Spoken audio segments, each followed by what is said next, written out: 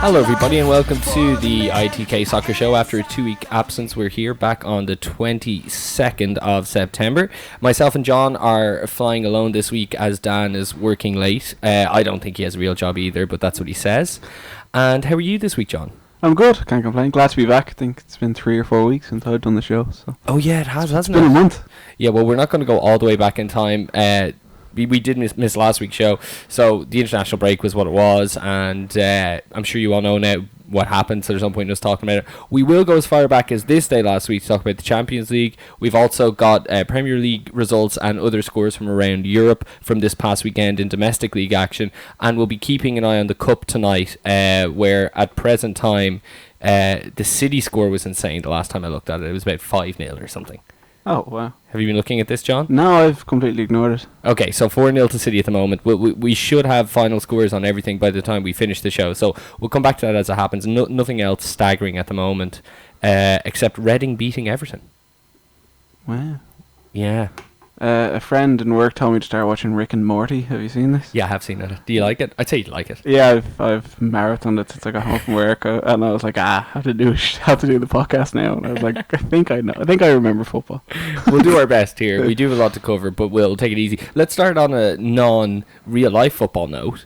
The new Pro is out. It's fantastic. Yes, it is. So last year was the first year that in the kind of reviews, people were saying it was actually as good, if not better, than FIFA again for the first time since the 2010 edition. Yes. The FIFA 10 was like the year that Pro died for a lot of people. Yeah. And last year, me and you were agreeing with the general consensus from reviewers. We thought 2015 was probably not, if not the best Pro ever, let alone just one of the best.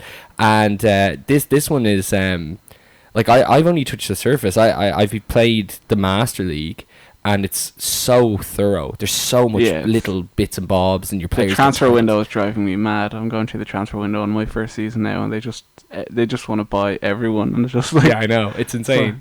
That I don't like. Like you're playing as Liverpool, and it's like the scout has brought back a report. This Aguero is a good player. I wish you must be highly rated than I am. I think I got. Contrail was my highest rated player that I got. And I got your man who played Montero for Swansea. They were telling me to sign Ibra and Aguero. I was like, I'm Liverpool or Merseyside Red. No, I don't like that about the Master League. That's one thing I will say. I remember in one of the bad pros, so after 2010, maybe it's like 2011, 2012, right? That when you started the Master League, in order to demo how to no matter who you started at, if you're a Premier League team or a La Liga team or a Serie A team, if you started the Master League, they do a little demo of how to transfer. Yeah. And the scout was constantly like, this is Xavi. He's really good. Let's sign him. So it's kind of like you were forced to almost start off your Master League by signing the best midfielder in the world. That sounds like, this isn't what it's about, you know? Play it realistic. But regardless of that, supposedly it sold so well. The reviews are insane. FIFA's been smushed. I know I said to you today, IGN gave FIFA 7.2. They gave Pro 9.5. The community rating on Pro is like there's a lot of backlash against FIFA because a lot of people are giving them like 9 or 10, and they're just like, how do you keep giving a game, like even developers are like, they don't change anything. Like, why do they keep getting these absurd ratings? Because they just change one or two things. And I got the demo, and usually I get both, and this year I just stuck with PES, to be honest. Yeah, I was going to hold out to read the reviews. They said that, because obviously, as you know, the demos can be slightly different. That's true. It's usually slower. Yeah, they said that the passing in FIFA is now like more responsive, but the game is just... The thing I used to say about FIFA is that there's just the same animations. Like you can, like the keeper will save it only 3 or 4 types of ways. You can only score place shots 3 or 4 types of ways. Like it's not like the ball doesn't seem live. There doesn't seem to be like a physics engine that no matter what you do, the animation will react accordingly. And Pro's just that, especially with the tackling. Like it's the first game I've ever seen where like if you're playing from behind with somebody, like the computer will like try and put the leg over the player, and fouls aren't as given as easy, which Pro was suffering from last year. Have you noticed, and maybe it's just me because I'm doing a Master League on a ridiculously tough level, that the only goals I'm scoring, I don't think I've scored like a clean goal. Like I just you're scoring jerkouts. Yeah, basically, I just whack the ball in and hopefully it goes in. If not, it'll fall. And then the amount of deflections I get from Jordan Ibe because he's powerful that he pushes past everyone. That is about it. I'm having good success with Benteke's head. Yeah. I'm having good success with Hendo and Coutinho from distance. I can't score with Milner or Chan. No. For whatever reason, kind of like real life. But yeah, no, it's good stuff. So I will say though, I would it. advise everyone to get it because I think it's a much better game. But buy it with the idea of not playing it for 24 hours while you try to edit it all down. Because I always forget each year that like even the jerseys. I think City are playing in like Norwich colours, and Chelsea are wearing green and yellow or something like. This is a poorer year for the jerseys. Like usually, like Liverpool would be in a stock red. Yeah, they're wearing like a United amateur kit. Like I don't know what the fuck they were thinking, and it is very like a lot of people will say, you know, I just care about having the real names and stuff. And did you notice that the Master League is set up like last year? Like United are in the Europa League and Liverpool are in the Champions League. Yes, that was pretty. And the squads are last year's squads. That was really lazy. Now we'll get to the squads in a sec, but another thing I didn't like about the Master League was that last year there was these little tricks you could do, but in general you could set the price for the player, and you could set the wage for the player. Now you're only in control of the wage. The scout will select a price, and you can either you can't fiddle with it. You can either say, okay, try and get them for less, or try or stick. You can't actually put a price out. So it kind of takes that away from you. But yeah, like the thing about the stats and the transfers is the thing with PES, whatever way it's made, they try and ship it before everything is done. And I don't know why they do this, but there will be a patch in a couple of weeks' time that will reset everything, which is terrible for people like me and you, because we spent, like I was saying to Claire, like I had PES on for 5 hours on Saturday when I bought it. By the time I went to sleep, I had played 4 games. Do you know what I mean? Yeah, because I like saving all my podcasts, such as this wonderful show and all the others, for work. Sure. But because I was sitting in front of the PlayStation all day, I just ended up listening to them all, and I got to work on Monday being like, how long till Football Weekly comes out? It's usually around 2 o'clock. I was like, oh god. Okay, so let's get into the news. We'll start with the Guardian podcast. That's a good segue. Ridiculous claims. And I know your man Rafa is usually the person to make it, but it wasn't him this time. The idea that Rodgers was presented with an ultimatum before the United game, he had to get 7 points out of the next 3. Yeah. Now, after the United loss, which we didn't talk about because we missed the show last week, that was now impossible. Yeah. And then the draw with Norwich, which we'll talk about this past Sunday, he hasn't been fired yet. No. But people are getting pretty touchy about it. I think that might have been slight hyperbole. But the one thing that I didn't know that they said, and supposedly it hasn't been poo-pooed, is that Liverpool in the last 3 years did make 2 efforts to meet with Klopp. Yeah, I think the big one was after Kenny. Okay. Really? Oh, really? Yeah. That's when it was. And I think one might have been last year. Okay. But then Klopp just wants the time off. But I honestly don't think that he will go. You don't think Klopp would go if he was asked this side of No, Christmas? I read something the other day that kind of put it quite smartly, that he's holding out for the Bayern job. Ah. Because he waited enough time so Dortmund wouldn't feel betrayed. And Guardiola's going in the summer, more than likely. Right. And they want a German coach, and he's the best one. Speaking of Guardiola, lots of stuff is coming out book-wise. Yeah. One of them being Ferguson. Crazy stuff. This is great. I think I like Ferguson a lot more since he's gone now. Yeah, well, I always liked him. Well, I always respected him, but I despised him. Did you despise him? I hated him. When he retired, I felt that it was like, I don't know an analogy I could give, but it was kind of like, I just felt that he was such a great character. I don't think you realised, I watch a lot of United, and I never realised how big the achievement is until he's gone now. And you see how tough it was.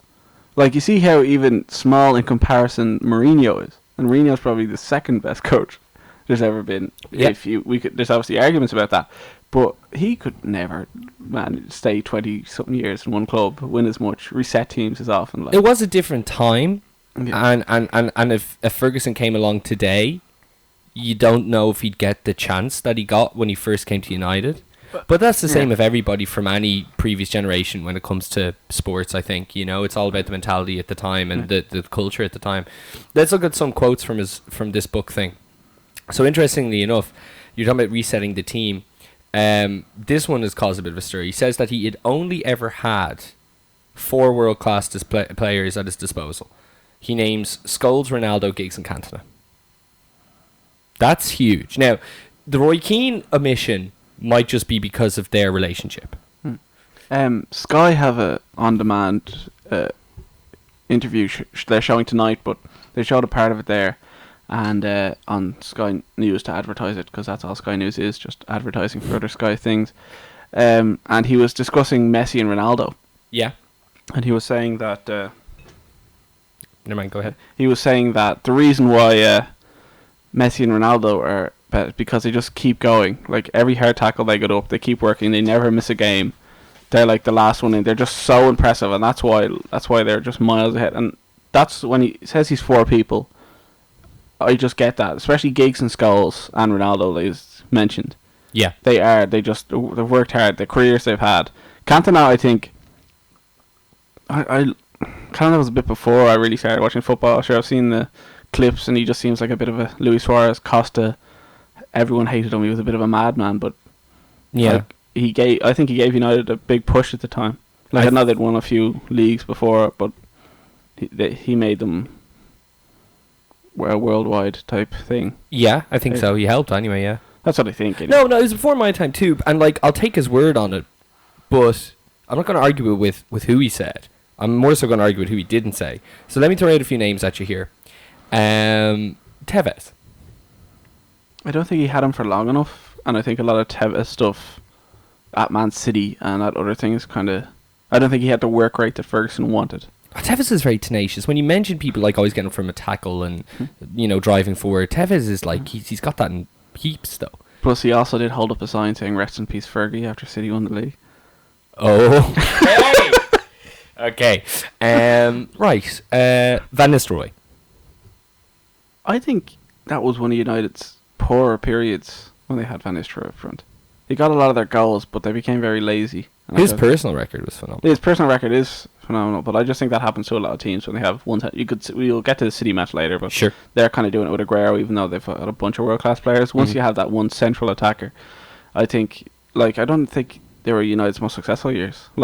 That's fair. They won, except for Cantona, because I don't think there was many English teams in Europe in the 90s, because wasn't a ban on.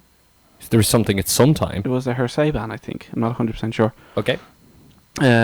But that's what I think about Van Nistelrooy. Okay, a lot of the names I'm coming up with here, people weren't there for so long. I was going to say Stam, but what about Vidic?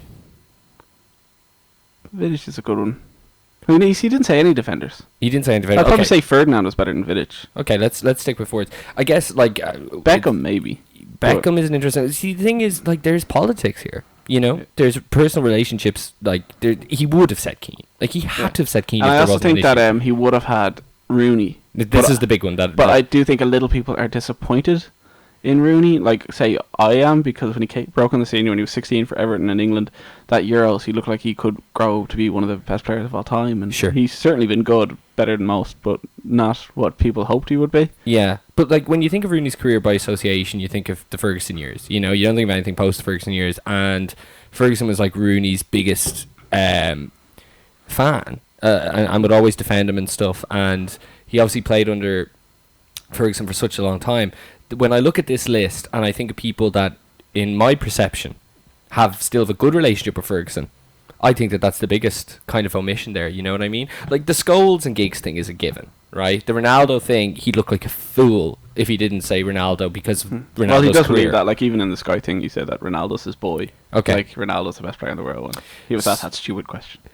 He said that he almost bought Balotelli in 2010, but thought it was too much of a risk. Yeah, but I think... Interesting. I think we'll go on to the Gerrard's book on it, but I honestly think that teams look at hundreds of players in the summer. Yeah, and Balotelli's a name, and he can just... I'm sure there's plenty of times between, 2009 and when he joined City that people looked at Balotelli. Yeah. The England job was impossible, as in, expand on that. Was he approached about it? He was approached, but he said he'd never even think about it. He just said that it's too... similar to why when he goes on to the people he wanted instead of Moyes, apparently. Yeah, it's a job you can't do. Even for Ferguson, you don't get a whole lot of time with the players. That's fair. And the hype is too big around. I don't think Ferguson liked English players all that much. He had Scholes and Rooney, but I don't think he's said his piece about Gerrard and all that sort of stuff. He did get more exotic as the culture shifted to bringing in people. But So you alluded to the idea of who he wanted to replace him. So that's a bit. Is that a bit egotistical? Him saying it was an impossible job, Well, I or is don't it just because of more the way football's gone? I think it's the way it's gone. Okay. But I think it is. Like, how do you replace the best manager of all time? Yeah. Like, I suppose he's only speaking the truth. I guess it's just the fact he's saying it. So the like names- Moyes was a yeah. stupid, like, Well, that's go what to will the- happen to Liverpool now. We'll give Gary Monk or Sam Allardyce or someone who's been good the last few years. They go. Or Alan Pardew. Alan Pardew will be the next England or Liverpool manager. I could definitely see Alan Pardew being an England manager. He said that Guardiola, Klopp, Ancelotti, and Van Gaal were all suggestions made ahead of Moyes.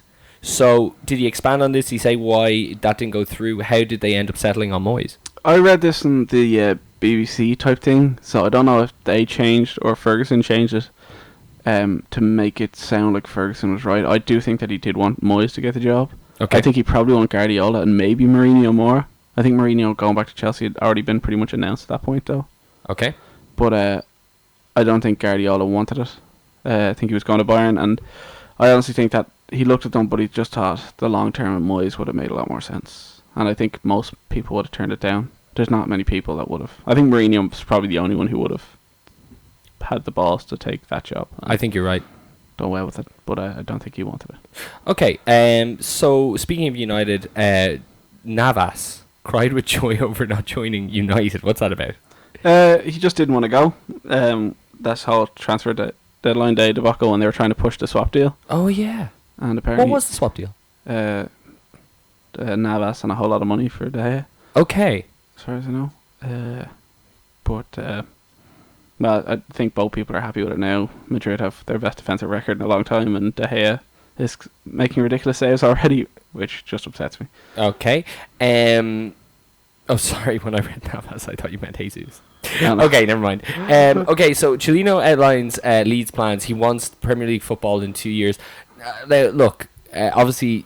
We know a lot about this because of Dan. Yeah, I was actually going to say the opposite. I was going to say that, like, even if Dan was here, all we'd get would be... I guess he'd try and be fair, but, like, he still has... He has a, as they say, a skin in the game. Yeah. In terms of us, like, I'm the kind of guy that I will read the League One results, Championship results, and that's about my extent of it.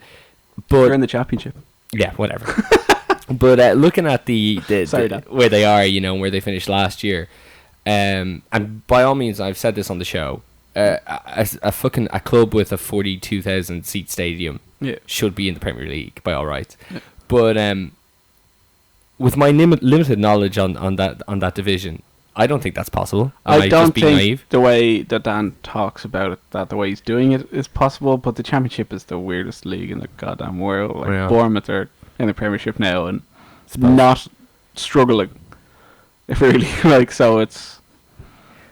From day one, it's been mismanagement. Yeah, though. the way it's been run. I think your man that Dan liked, Redfern or Redmond or Red something, left the club. Okay. I think it's Red something. And, like, I think it's like the 6th time he's left the club in the last 2 weeks or something. Like, that's obviously an exaggeration, but the way people just go in and out of that club is just like an absolute... How? Like, he said he was leaving and then he forgot his bag and had to come back? Something Or like that. Like, but like a few months I later... left my like, phone in the toilet. he sent his wife in so he wouldn't have to see anyone. Like. But, real man, like, man. even Dan texted us today. He was like, well, if Liverpool need a right back, they should get Sam Byron. And I'm like, well, we're not really in charge of that sort of thing, but I'll pass the message along. Like. I can't, yeah, neither of us had time to pass to say that to Dan, but I was thinking the exact same thing. I was like, thanks, Dan, I'll let them know. But he's like, if he's good enough for Liverpool to be a Klein substitute, surely Leeds shouldn't let him go for free in January. One would think. So this came out in the back page of the Daily Mail today, I think. This drug testing. 879 players were tested. That's throughout the English league? No, it's all the Champions League players that will last. Champions League Players that'll last, I think, 5 seasons, but it could be more. And players tested for 7.7, the players tested at 7.7 high testosterone. No, 7.7% of the players. Of the players, okay. It could be nothing, but it looks like there could be a chance of doping. Now, in terms of the I presume like other sports, it's a percentage of testosterone, like as in like there's X amount that becomes a red herring. It's like, okay, if there's a base point, if you're above that, you're fucked. Has there been any names released in terms of like people who were like clearly well too far above the limit? What is the limit? I don't think so. I think it's just gone to a few places, and it just seems a little high. Yeah. Like high enough that 7.7% is quite a big ratio of people who are over the limit, or what they expect a human athlete to have. Yeah. So it looks like there might be, but like, you know, John, I know that it's a hard one to think about because soccer, especially European, has never been known for it, right? But every other major sport in the world, right? So the baseball in the 70s, NFL to this day, professional wrestling to this day, boxing to this day, mixed martial arts is the only thing that's stopping mixed martial arts, you know, fulfilling its full potential. And the space of, you know, the last 5 years and the next 5 are really, it's when it really could become a tremendously big worldwide considered well-run sport, and it's killing it. It's absolutely killing it.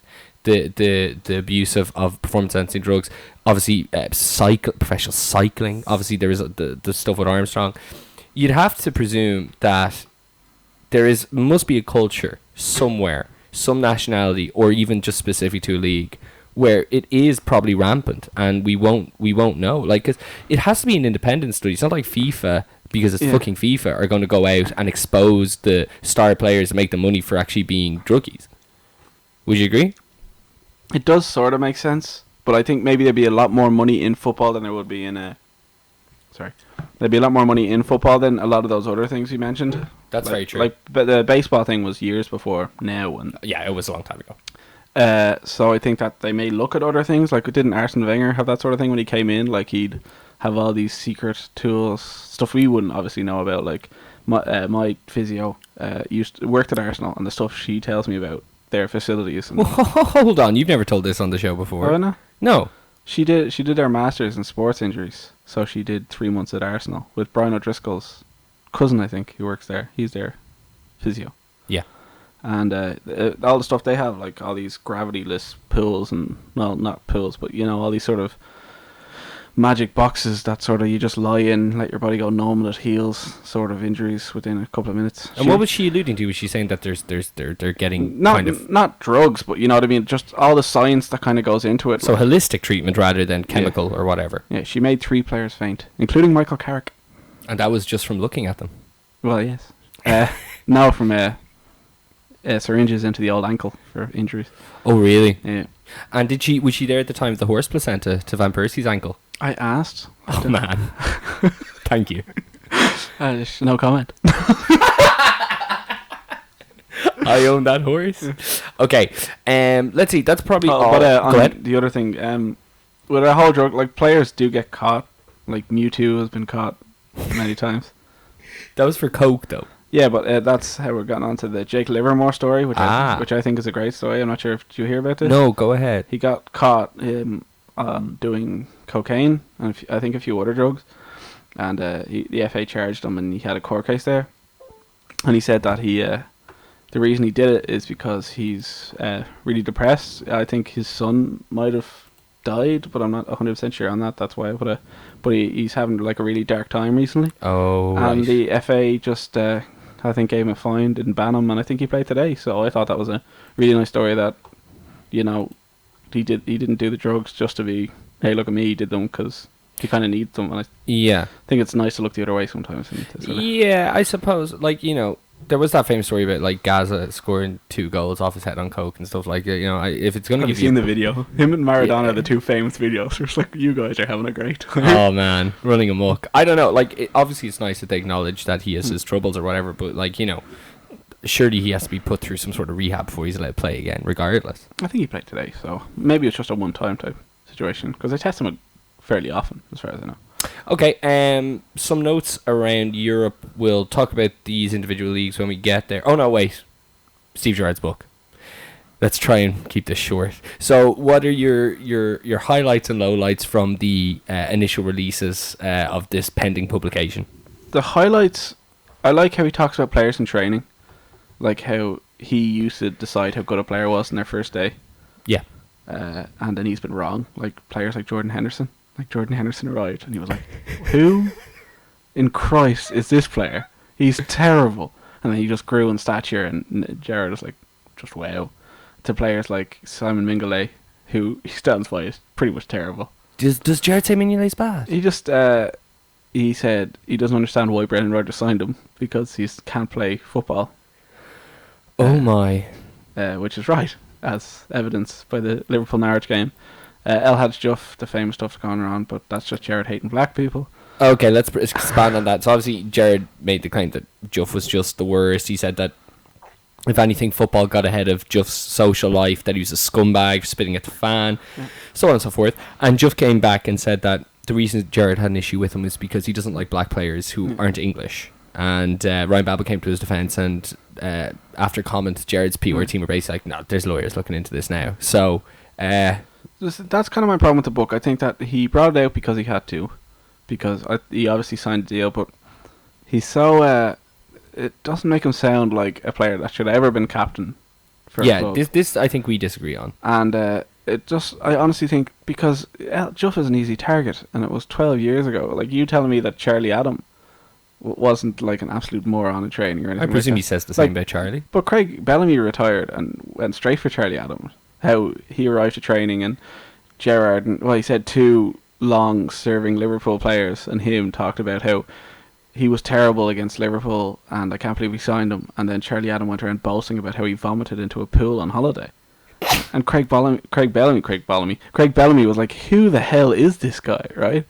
And you're telling me that Gerrard doesn't have anything like that to say in this book, because he's still trying to be... He doesn't mention anything bad about players who are still playing unless he like somewhat compliments them. Like even the Mignolet thing is like, great shot stopper though, or Henderson grew into a player. So Diouf was an easy target, as was Balotelli. Gerrard's saying that Balotelli You're was saying that like the Hodgson reign, but he's still saying, I can call all my managers. Like, it could be because Hodgson's still England manager, and there could be... I don't think anything's come out that there'd be backlash over. Like maybe the Daily Mail are just choosing their sections from the book to get the things and get the Liverpool fans to go mad, which they are doing, but we'll get to them later because they're morons. But and maybe I'm going a bit mad over this, but I just think that like a lot of it is like the thing that's summed up well, second captains are reading sections of it, and they're like, there was a headline there that came out that Ronaldo doesn't feel loved enough by Rafa. Yeah. And it's like, the Rafa, the man who couldn't love Steven Gerrard enough, but could anyone? That's basically all I'm getting from all these stories. That like, poor Steven Gerrard. He seems like a needy man. Yeah. No, but look, listen, that's like, I don't know. I have to read it myself, and I can't, like, I'm not going to disagree with you wholeheartedly, but I do definitely see what you're saying in regards to him being safe in what he's saying, except for Diouf, who's an easy target, or Balotelli, who's an easy target. So he complimented Balotelli. Okay, the player still playing. So okay, all right. Well, point taken. We'll talk about the other league news when we talk about the results in specific. But Scottish League, Aberdeen have the best record in Europe. They're 8 from 8 wins. Wow, top of the league, and no other team in Europe has it. So cool. Hearts' lovely gesture. Hearts almost went out of business. And their fans raised money, 3,000 fans, and their new home jersey has all their names on it. That's actually ridiculously cool. And finally, Celtic smelly fans. Did you not hear about this? I did, but it was a while ago, wasn't it? I've only heard about it this week, so I thought it was new. Okay, go for it. They sent an email, or it could be a letter, I'm pretty sure it's email, to all their season ticket holders, saying that, can you please shower before the game, because people are complaining and the experience of match day is being ruined by the smell coming from the section of the fans. It's one specific section, is it? Yeah. Oh dear. Those dirty Glaswegians. Alright, let's talk about the Champions League from last week. We'll talk about Tuesday night's results. Pretty much every team of higher stature beat team of lesser stature is the story of Tuesday. That's what I was like, for like the listeners who don't know, the three of us have a Facebook group, and we were like, and I had to write the set list, and the guys are like, talk about the Champions League, and I was like, poor English teams. What else happened? Yeah. I kind of looked at the result and I was like, No, especially on Tuesday. So just to talk about the big fellas, Madrid won 4-0 against Shakhtar Donetsk at home. Ronaldo hat-trick. PSG won at home 2-0. Okay, so Atletico won, Benfica won, Sevilla won, and Wolfsburg won. Going back to the Madrid match, it was sort of ruined this weekend because they only won 1-0, but do you know how many goals Ronaldo had in 2 matches last week? 8? Yeah, so much. But he's not loved enough by Rafa. He's not loved enough. So I'm glad we're onto this. I thought we were going to talk about this in the La Liga section, but this Ronaldo stat, you've heard it. That he's like beating Raul's thing by like 347 matches or something.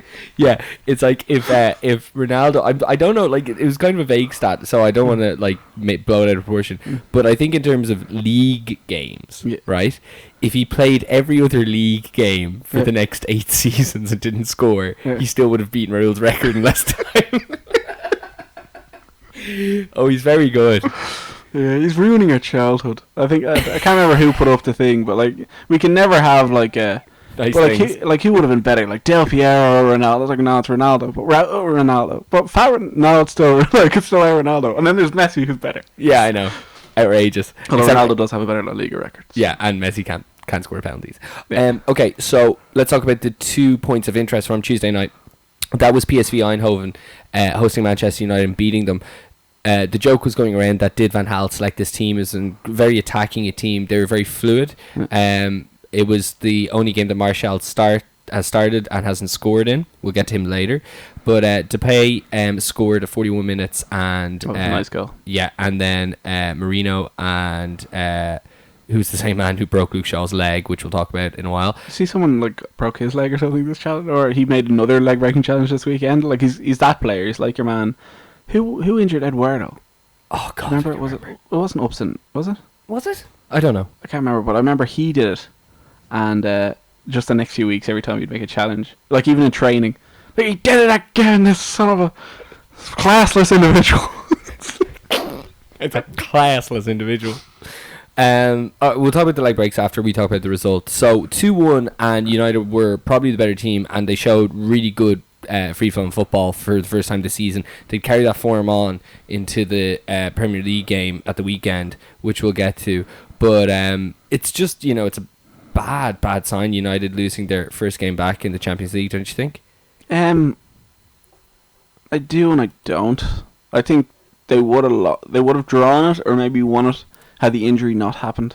Yeah, they were obviously spooked by like this. Whenever you watch these sort of like the Ramsey challenge or the Eduardo challenge, or even when Cisse broke his leg, the team, like these teammates, they're friends. You can't see them carried off with these horrible injuries. I think the same thing may have happened with Barca, although I think Roma played very well and they won all there. Yeah, well, that was another leg break, which we'll get to. But yeah, it's not a great, but it's their toughest game of the. Very well said. So I don't really think they really have to worry too much. Okay, and then the biggest result of Tuesday night was Juve beating Man City at home. So obviously everybody gave Juve a really, really huge detractor coming into this Champions League after getting to the finals of the last one, losing Pirlo, Tevez and Vidal. Khedira is still injured, and has he played for them yet? I don't believe so.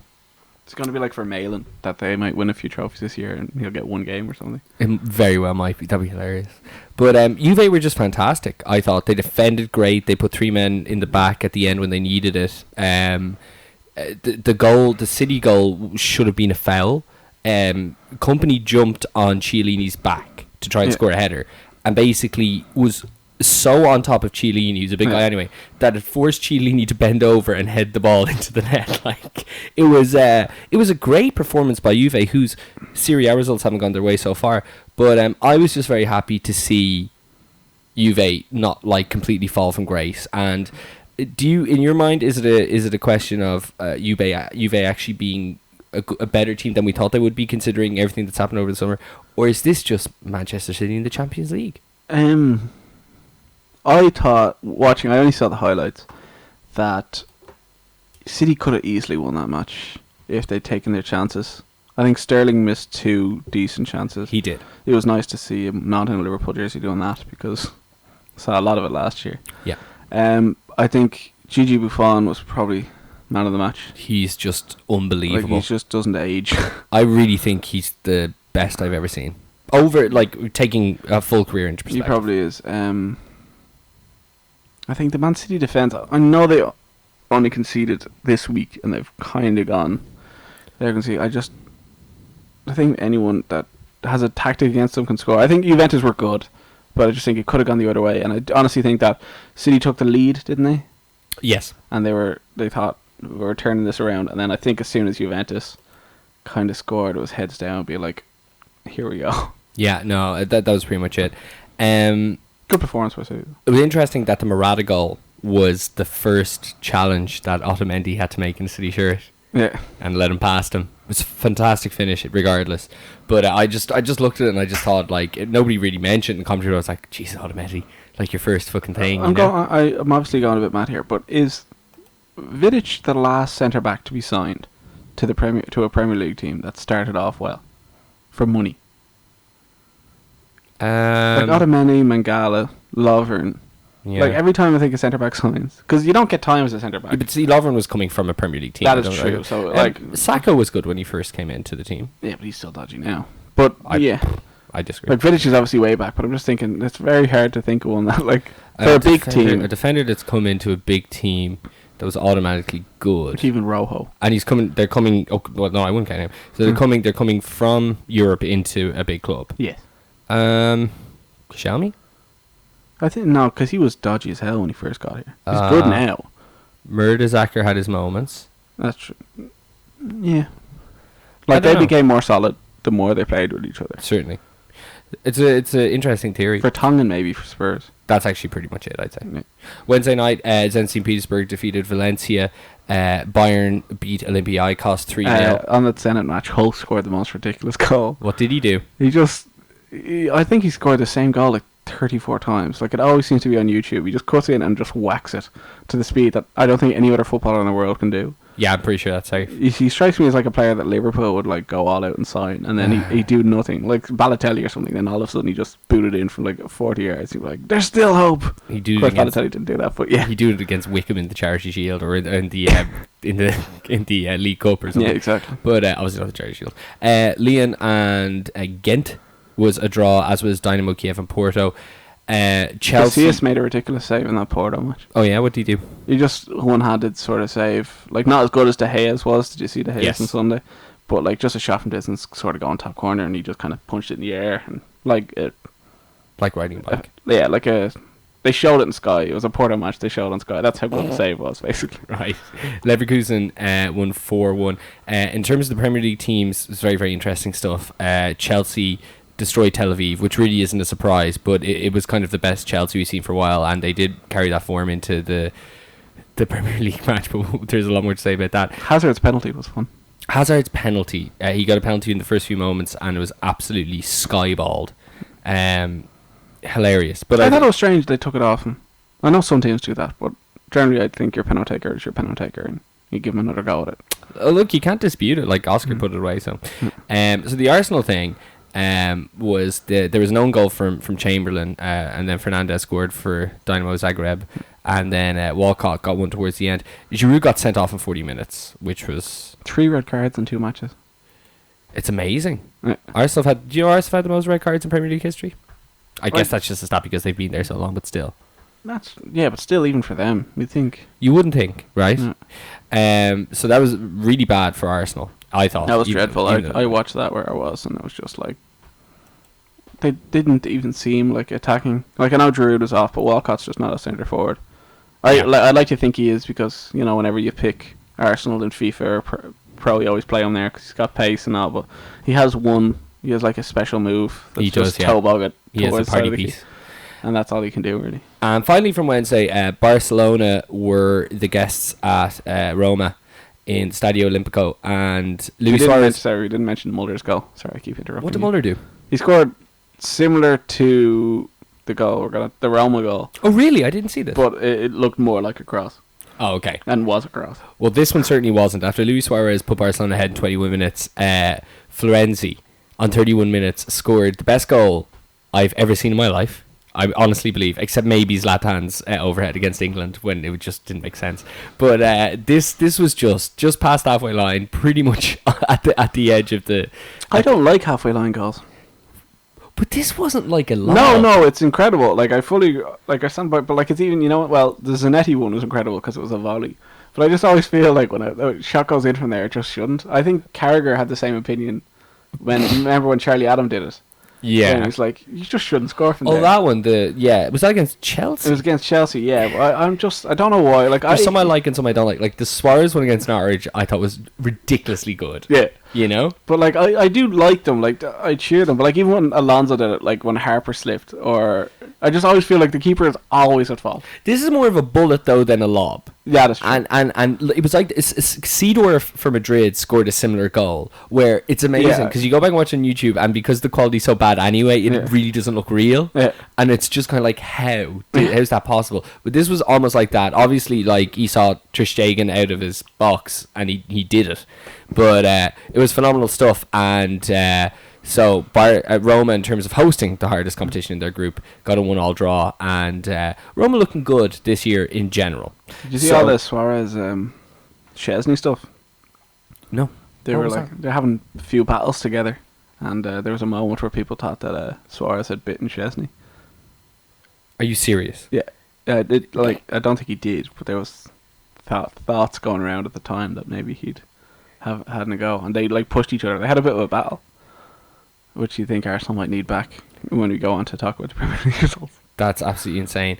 Finally, before we leave the Champions League, the idea that England could lose their 4th spot has been batted around today. So is this? So you were telling me before the show, this is based on the last 5 years of results per country. Yeah, Champions League and Europa League. It's Champions League and Europa League. I'm not remember. It's on a percentage. England are, I think, 3rd, but I'm pretty sure 3rd. I think it's Spain, Germany. Then it's England, who are on about 65%, and down to Italy, who are on 63%. And England just lost the 10-11 season.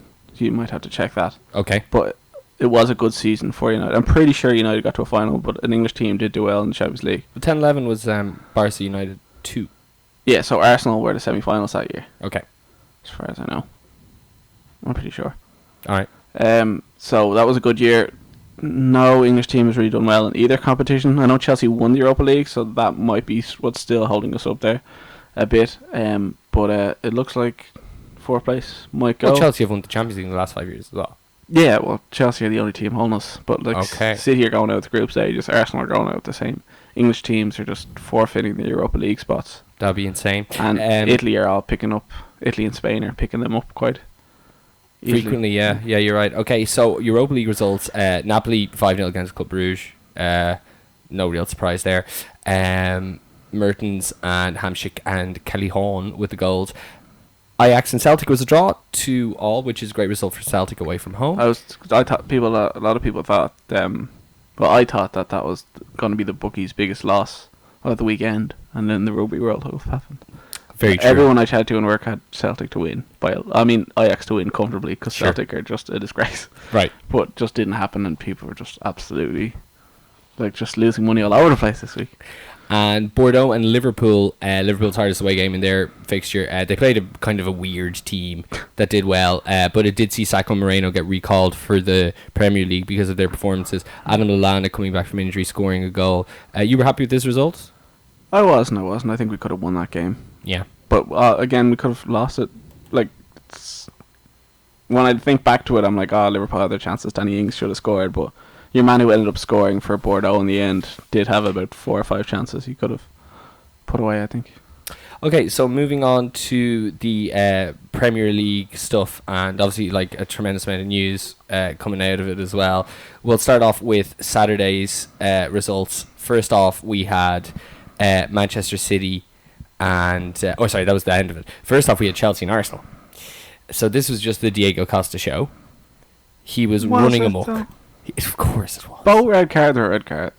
Okay, well, first of all, we'll talk about the Gabriel red card. So basically, let me try and do this. If you haven't seen it, I presume everyone's seen it. But have you seen Costa play before? This was incredible, though. They caught everything. So Costa's in the box, and he kind of goes and he turns, and his elbow hits Koscielny. And then as Costa turns the other way, he just slaps Koscielny in the back of the face. Gabriel takes obsession with this.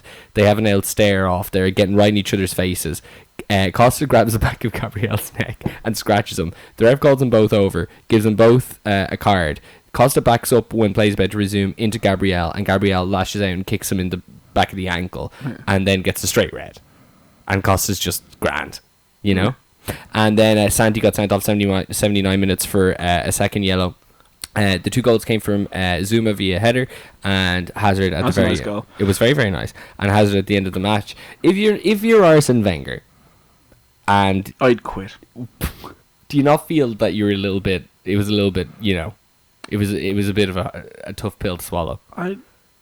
So, Gabriel and Costa have a history, as far as I know. I'm pretty sure they had a similar issue in a Spanish league game. Okay. When Diego Costa was at Atletico.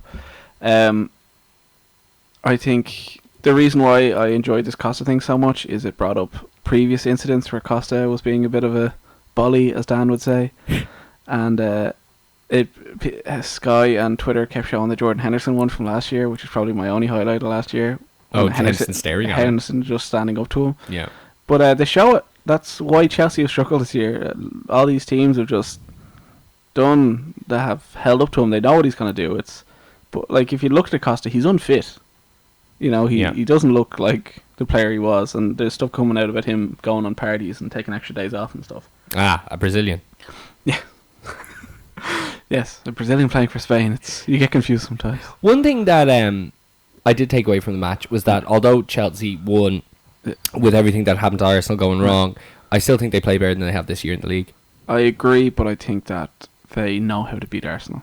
I honestly think every other team in the Premier League would have given them more of a thing. I almost wish Arsenal didn't win the Community Shield just so that record stayed intact, fully intact. Yeah, it just feels like a bit of a cheat that Wenger got that win, doesn't it? Absolutely.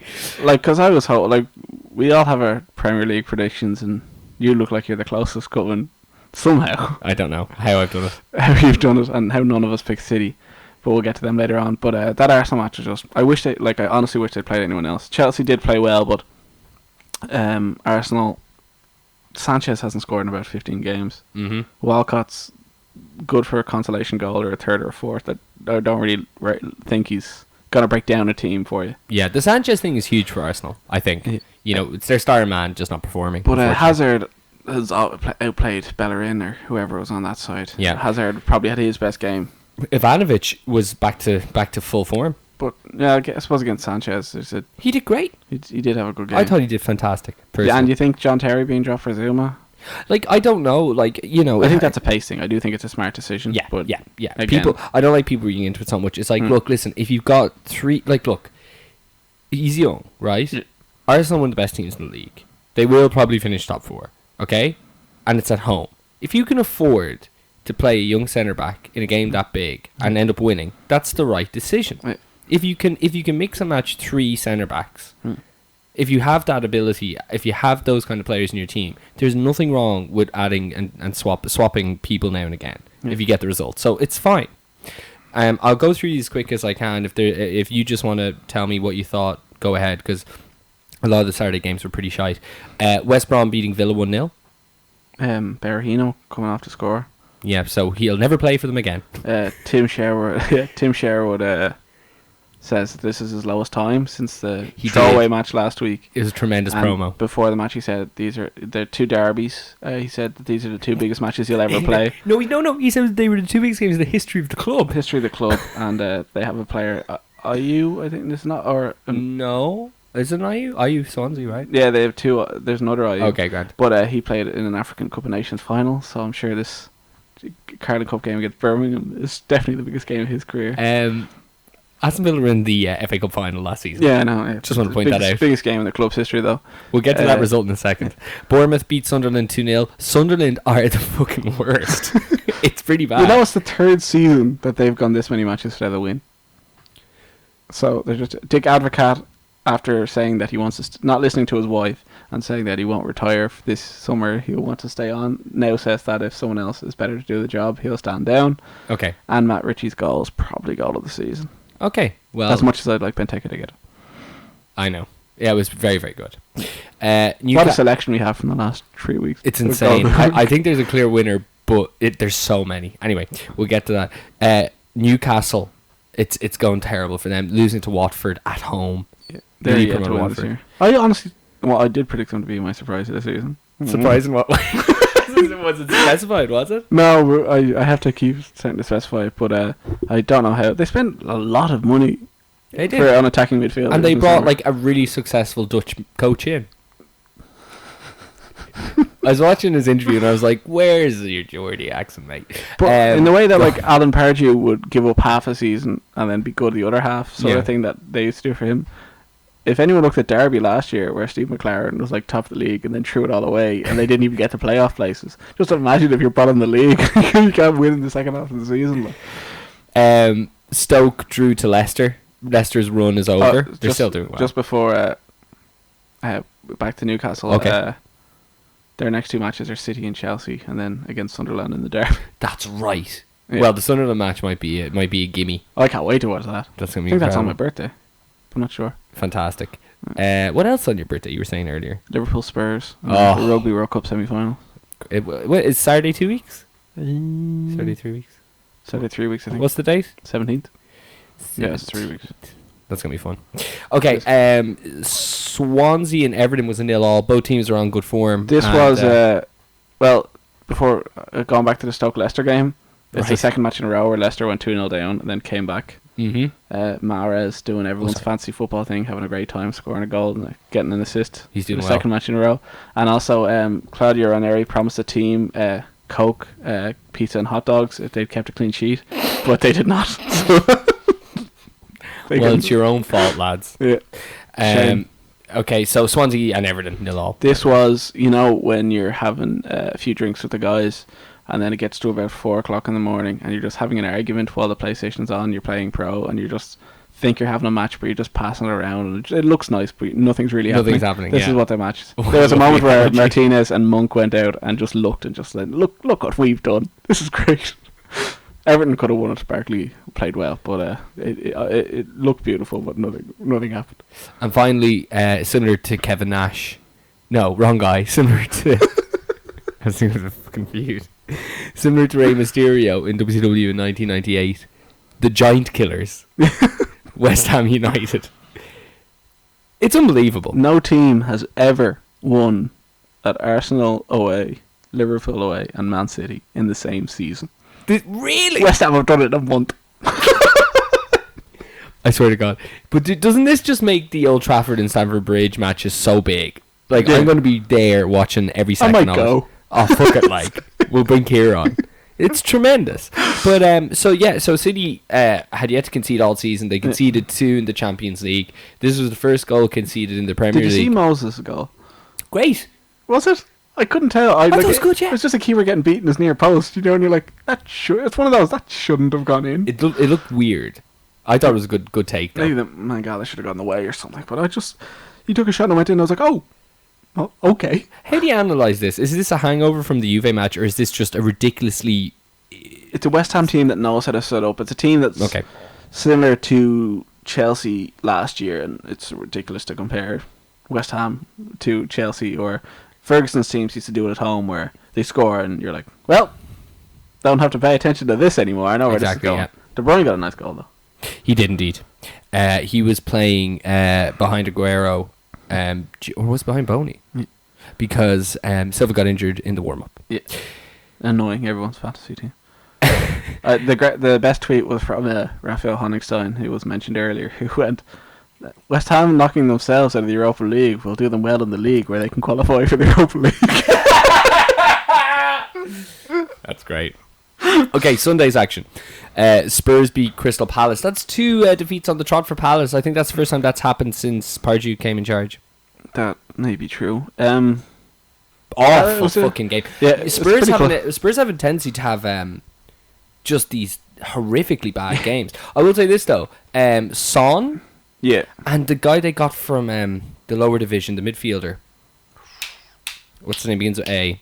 This and last year were Ali, 2 times Ali. they couldn't. Yeah, Ali. He's unreal. They both look good. Son, he scored 2 goals on Thursday as well. That's right. And he looks like he could be a good player. He's our Danny Ings, I say. Yeah, well, that's an argument that was going on Sunday. Speaking of Danny Ings, he came on for an injured Benteke at half-time to give Liverpool 1 up, and then they conceded due to a Mignolet mistake. Also noteworthy is, out of nowhere, it wasn't even said during the press conference, Dale Sturridge, not only back in the squad, started the game, pretty much almost finished the game as well. Yeah. Here's what I'm going to say, and then you can go on one. Which I will. And I know you want to talk about the Liverpool fans as well. So... Okay, so we drew... Halloween comes early tomorrow at Anfield. Yeah, exactly, right? So Liverpool draw to a team that they scored 21 goals against in the last 3 games. Last 4 games. Something stupid, right? Yeah. And at home. So automatically, because of our record against Norwich, yeah, and the fact that they're a recently promoted side again, yeah, it seems really, really bad. Okay, it seems like awful, but I actually took a ridiculously positive thing from this game.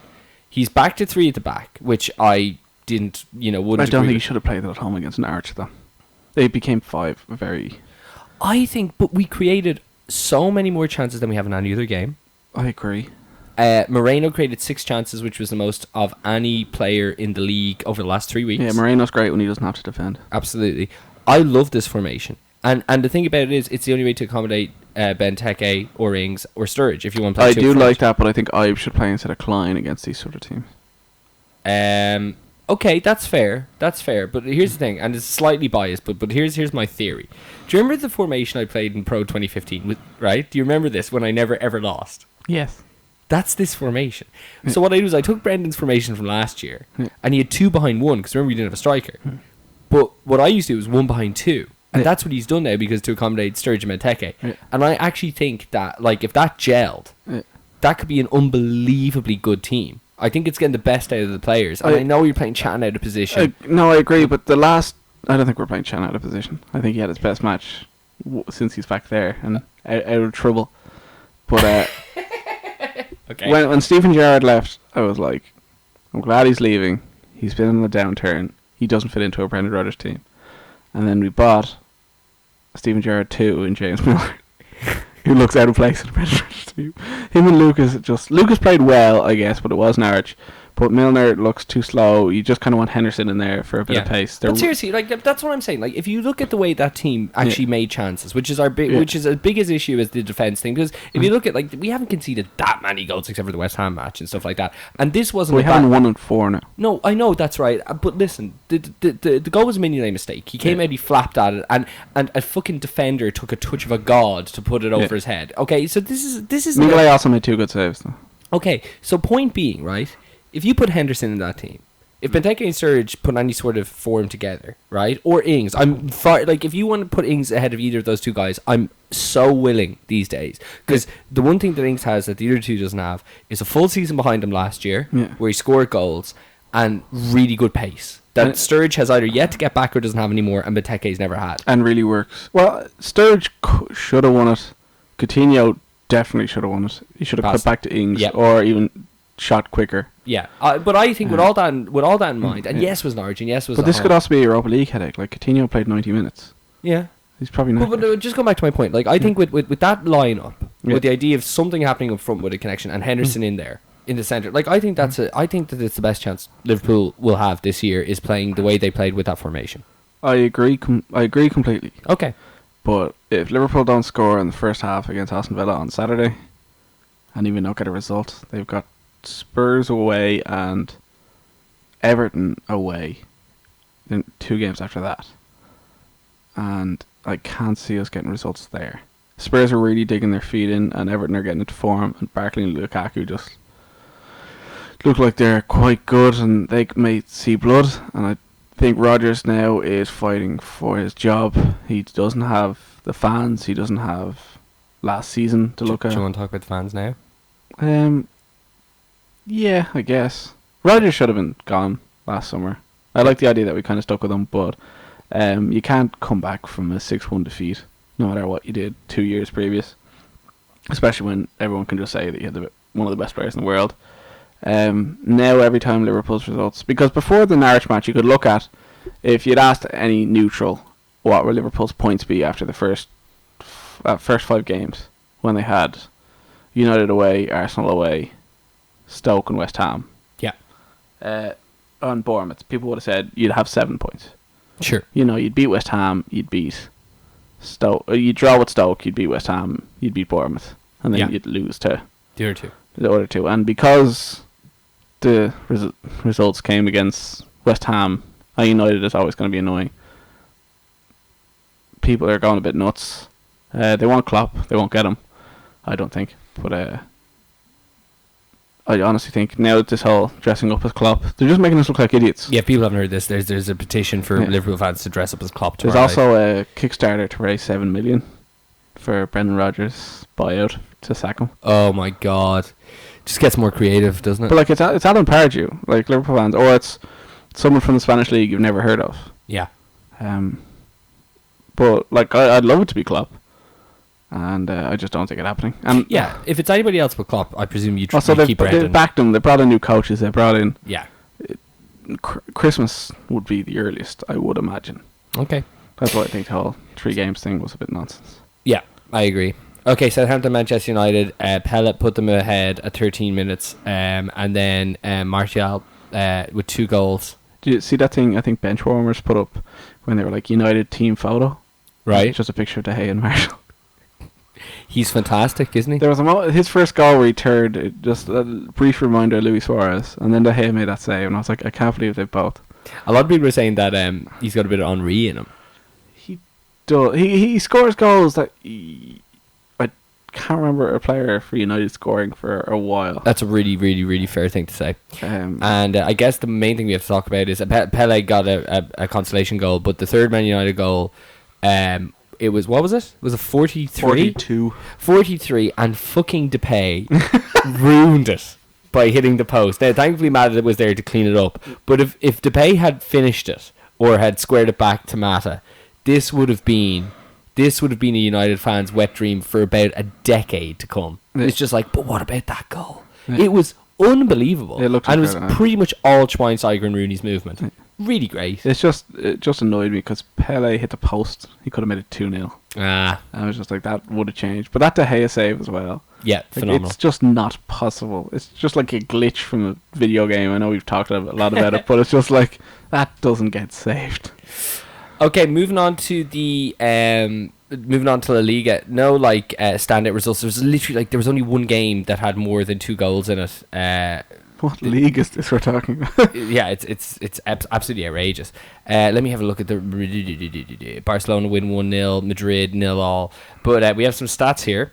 Madrid's defensive record, John. It's the most amount of goals they've scored without conceding ever. Oh, really? Do you know what the ratio is? That's 16 goals without conceding. 16? And that's quite high.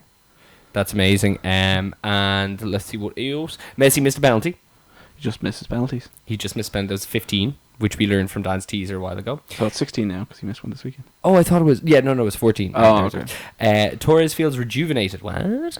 Apparently he gave an interview, but I just put that in the thing because I just enjoyed his goal against Barcelona there last week. Yes, which we didn't talk about because we were doing the show. But he just scored a goal, and he, obviously he doesn't have the pace, but just kind of reminded me of Al Torres, and I just think he looked good, so I think he's playing well. He might score this weekend as well, but I'm not 100% sure. He might score this weekend, or he might have scored this weekend. Also, that match was great because the Simeone line, which was, why didn't you celebrate Torres' goal? It's like, because I saw Messi warming up. And Messi won them the game. That's actually quite incredible. And Moyes is under pressure. First 4 games is 2 defeats, 2 draws, so he has to win the next 2 or he'll probably be sacked. Moving on to Serie A, Toddy scored his 300th goal for the club. I pretty much left this for you. I'm pretty sure it was lovely. Yeah, it was just a Toddy goal. It wasn't anything special, but it was there he is. You know, he's not starting as much this year. Have you signed him in your match league yet, just to do that Toddy celebration they've built into the game? You know, I which they've done for a lot of players, I've found. Danny Sturridge doesn't have a signature celebration. That's because the FIFA have that. I thought so. Liverpool are a licensed team in...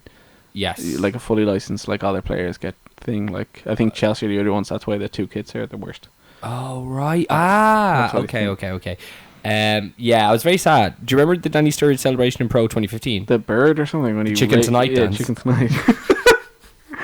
So I stopped scoring with him just because of the celebration and stuff. I made a rule that I think it was about 5 years ago that I was just going to stop signing Toddy, because the reason I signed Toddy for Liverpool was because end of his deal, the Figo deal that never went through, that almost did before Figo's wife vetoed it, and but what happened was, John, Toddy just will never retire. So I decided to just not do it. It was stupid. Anyway, the only reason I really did it was to have Gerrard and Toddy in the same team as well, which would be really nice, because if there's anything that screams lack of pace more, it would be that. I think the thing that screams more pace, do you remember that Gerrard testimonial they had last year? Where Gerrard picked his team, and it was like Kevin Nolan, Gerrard, was it Robbie Keane and Alonso or something, and Carragher's like, here's where the pace is coming from. So good. Salah has scored a screamer as well for Roma. Yeah, it was a nice goal. Shocker good. Inter have had a good start under Mancini and all the lovely new signings. So I think they have a fair shout to try for Champions League. See, they beat Milan in the Milan derby, and everyone's gone nuts. It was like a Balotelli derby because he came off the bench, almost scored a screamer, and it was like that was it. People just talked about Balotelli. Yeah, people were saying he was voted man of the match and stuff like that. It's kind of like, I don't know. But are they top of the league? I tried to find this because there was two headlines. One is that Palmero were unlucky not to get top of the league because of a last minute equaliser or something. So I know it's early league, so there's probably a lot of teams up there. Yeah, okay, hold on a sec, and I will tell you. Okay, so right now it's Inter Milan head at 12 points. Torino, Fiorentina, AC Milan, Roma. Juve are... Where the fuck are you? 13th? My God. And, but Juve did get their first win, as did Napoli. What's this about a green card you were telling me about? It's a thing they've brought into Serie B that doesn't make any sense. Yeah, it's a reward card, is it? Yeah, it's like a FIFA you fair can spend play as an Argos or it's the one for all shops. It's basically if you take a dive or go up to the ref and say, I've been paid to throw this match. It's an honesty card. It's an honesty card. Which happened in a league there recently, which I always like to say. I remember Close did it a few years ago. But it's basically like, no, I dived or no, I anything. And the idea of it, it's like communism. The idea is good, but making it work is just not going to happen. Yeah, I completely agree. The football thing would be financial fair play, but either way, idea. I like communism. A great example. Yeah. So the one thing we have to kind of touch on, we allude to it before we get to the awards, is all these leg breaks. So Rafinha got his leg broken in the Roma match. Luke Shaw, Tevez killed a man. That was horrendous. Shouldn't laugh. Yeah. Tevez just decided that he was going to stamp on a man's shin. Yeah. I don't know. It's weird to have 3 in a week, isn't it? It is, and it always brings up the discussion. I read something that it's because the pace the game moves at. Like Shaw destroyed United. He's a terrific footballer, but people went mad about the challenge. And I'm like not Roy Keane sort of, it's a terrific challenge type situation. But I didn't look at it being like, that's horrendous. Like, he didn't go to break his leg. Okay, let's put it this way, right? Okay. Yeah. It doesn't change anything anyway, right? Yeah. But if Shaw doesn't get his leg broken, right? And it's because of the pace he was going at. Yeah. If this makes any sense, if Shaw didn't receive a fracture from that tackle, he probably wouldn't have gotten injured. Yeah. Thus, it wasn't a red card anyway. Yeah, that's what I think. So I personally agree with the referee's decision, but you can look like Gerrard's against United last year and Adam earlier this year when they stamp on players. Yeah, that goes out to play. Even Gabriel's when he went to kick back at a player. Yeah, the intention is to hurt the player. Yeah, the tackle, that one there, the Tevez one is sort of, I don't know, those sort of things. It is very bad, especially since they made contact. But I always feel like players dive in front of the ball like that. Mm-hmm. I need to look at it again. But the shot challenge, I got an argument with someone over Twitter where it was like, he didn't mean to break his leg. You can tell the difference between players that go to hurt someone and don't. And I honestly felt that a bit to Shaw. Do you think Grealish is asking for it with his shin pad so low? Yes. I think he is. I think he's playing for Aston Villa, so they might just leave him alone. But you'll go to the Carling Cup results now. Do you see his goal actually last week? Pretty nice. Nice goal. It was well taken. But he said he's going to play for England, so fuck him. Oh, did he? I didn't realise that. One thing we didn't mention is Costa has gotten a retrospective 3-match ban because of his performance. Has he got the ban? Yes, it is 3-match ban. That must. I just saw he was charged. They didn't mention the ban. Yeah, just came through. Okay. So he's out for the Liverpool game. Or unless the Carling Cup match tomorrow matters.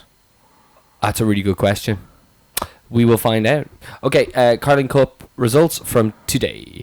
Everton beat Reading 2-1 after being down 1-0 at half-time. Middlesbrough beat Wolverhampton Wanderers 3-0.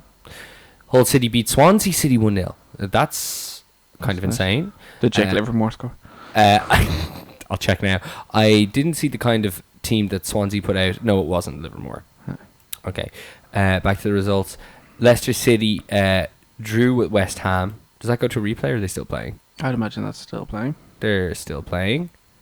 Oh, that's not the match on TV. Oh, man. If it was, we could run it. Yeah. Balls. Yeah, this must still be going on. Reports are very slow. Yeah, I believe it's still going on. Aston Villa beat Birmingham in the derby. Oh, thank God. Fulham shareholders, not a weekend. They won one of their biggest games of all time.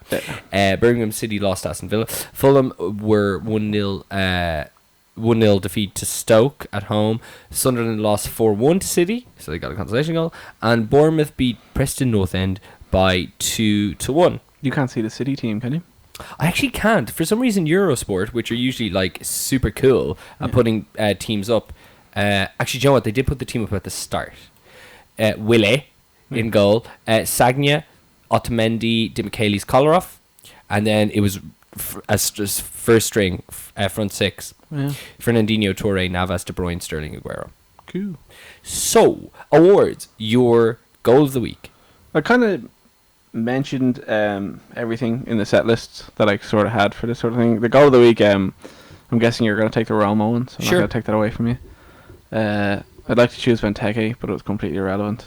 So relevant. Never been a better irrelevant goal in my life. Yeah. I'm just trying to think. There was a lot of good goals. I'm going to go with Matt Ritchie. I think it'll win goal of the season. It was just a silly video game goal. If you scored in FIFA, you'd be like, that's stupid, but he did in real life, and it just looked absolutely incredible. And also, Didi Hamann put on Twitter that if it doesn't win goal of the season, he'll do forfeits. Well, let's hope it doesn't win goal of the season. Spoofer of the week. Smelly Celtic fans. And hero of the week. Well, slash spoofer, I don't know if it's spoofer or hero, but Arsenal fans are boycotting Costa Coffee. And Liverpool fans are my spoofer of the week as well. No, that Costa Coffee thing has to take the biscuit. Yeah. That's but like, it could be a joke more than anything. The Liverpool fans are just sad. Yeah, okay, that's fair. All right, fantasy football time. I'm not giving out the code because submissions are closed. We are finishing just short of championship. I heard about this earlier. If you'd just like to know, like, just how funny this is. Bayern Munich were playing today against Wolfsburg. Yeah, and they were 1-0 down at half time. Okay. And then Lewandowski came in. Yeah. And guess what the final score was? Oh God, I have it in front of me here. How much? I can't see it actually. I have to go back. Go on. All right. He didn't score once. No. He didn't score twice. Did he score thrice? He didn't score 3 times. He didn't score 4 times. He scored 5 goals. He just came on in 15 minutes. And that's when I started doing this show. So I don't know what that score is. That is okay. Hold on, I need to check this.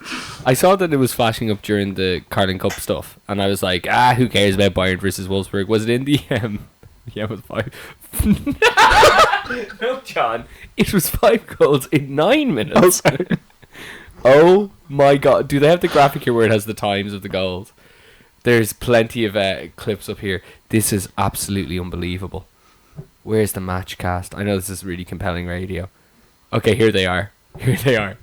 50 minutes, 39 seconds, 51 minutes, 40 seconds, 54 minutes and 2 seconds, 56 minutes, 22 seconds, 59 minutes, 39 seconds.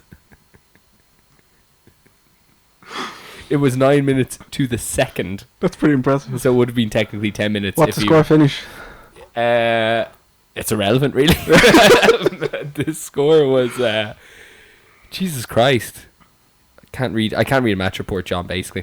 I'll find out in a second. And while we go into fantasy football before you lay out the results, the reason I'm back is that 5-1. 5-1. I was quite good the last time we did the show, and then I had a massive breakdown. And then I got a decent result this week, and I kind of pushed up the table a bit, so I was like, okay, I can do the show again. Now, I don't know where I am, or if you've seen where I am at the table, but I was about to play my wild card during the international break. Yeah. All right? I did not play my wild card. And let me give you the results. By the way, we've got 22 people in the league now at cut-off. I was hoping we'd reach championship numbers, 24. But anyway, 22 it is. Oh, before you go on, I was at the Oktoberfest this weekend. Oh, yeah, I heard Dan fell asleep. He did. I was gone before that. Oh, pity. I had my lady with me, and she's seen Dan drunk enough times that I didn't need to put it. Was no longer amusing. Yeah, it's no longer amusing. It's now like, should we take him home? And I'm like, no. But I ran into John Saunders. Sunderland. John Sanders, as you called him. His one complaint about the one time he listened to the show. That finger-licking good chicken of Saunders. It makes sense, it wouldn't be as effective if it was Sunderland. He was top of the league the last time you read the results, and we'll go through the results now, but something tells me he's not anymore. Alright, let's have a look here. In 22nd place, me. Wait, do you still have Danny Ings? Yes. What a result! In 21st place, Reggie Harrison. In 20th, Rob Normal. Next week got Seamus Stacey. Then Sean Ryan, who was like second 5 weeks ago, is now 18th. Ronan O'Reilly is 17th. John, you're up to 16th. Yeah. Not in relegation. No. Regis, my favourite name, is in 15th. Gary Kiernan is in 14th. Kenneth Murphy is in 13th. Tommy Normal in 12th. Dan is in 11th. Dan is basically like the epitome of mid-table. That's brilliant. James Byrne is 10th. This is amazing that the top half of the table know more about football than the presenters of this show combined. So James Byrne, who looks to be new, he's got the James gang. Oh, maybe he's not that. No, you say it every time. He's going to be the who's Gary Kiernan of this year. He is Gary James Byrne, who's new. I thought we stopped giving out the code. Gary Kiernan's such a stalwart now. I'll never say anything is silly again. Sunderland in 9th. Unreal. Fall from grace. Best league in the world. It looks like it, especially if I can put up some sort of run. If I can get to 15th or 16th, I tell you. Stephen Vincent in 8th. Michael Tobin. Is he new? Michael Tobin's new. His team name is the Sunderland Reserves.